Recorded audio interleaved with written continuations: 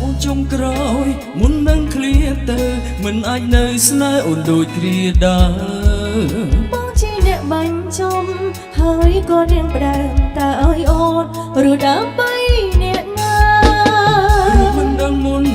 ថាអូនមានគេពេលជ្រុះស្នេហ៍ទៅដឹងពេលឈឺផ្សាមុនពេលបងមកដល់គេក្បត់សន្យាតើអ្នកណាអ្នកคงប្រកបសុំទោសព្រោះអូនសងសាគេនៅស្នេហ៍មិនបានបងមនុស្សរំខានធ្វើឲ្យស្នេហ៍គេព្រមបងជាមនុស្សប្រតែអូនស្នេហ៍ខ្លាំងបងហត់បើសិនប្រត់អូនពីបាក់รู้នៅចឹងបងភ្លេចបងទៅហើយនៅថែគេទោះបងមិនស្នេហ៍តែបើយ៉ាងឈឺចាប់ហើយផលដែលអូនប្រាប់បងមិនដេកបងមិនស្ដាប់តាំងចិត្តប្រត់ទាំងឃើញអូនទឹកភ្នែកឲ្យបងសន្ទុះបងមិនអាចទ្រាំឃើញគេឈឺចាប់ចំពោះបងបានទេអូនមកភ្លេចបងទៅហេតុអីក៏បងដាច់ចិត្តចោលអូនកុំទៅចោលអូនបាន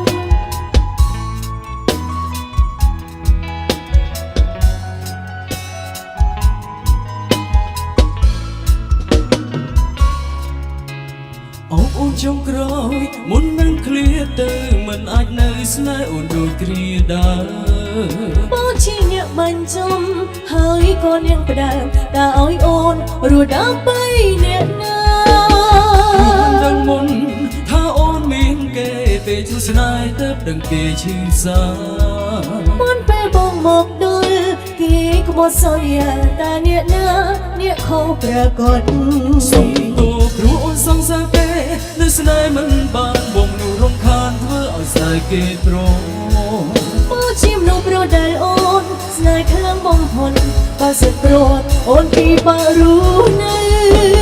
បងភ្លេចបងទៅហើយនៅថែគេទោះបងមិនស្នេហ៍តែបើទាំងឈឺចាប់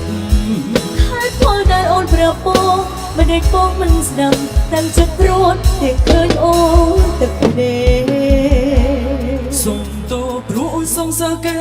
នៅស្នេហ៍មិនបានបងមនុស្សរំខានធ្វើឲ្យស្នេហ៍គេព្រម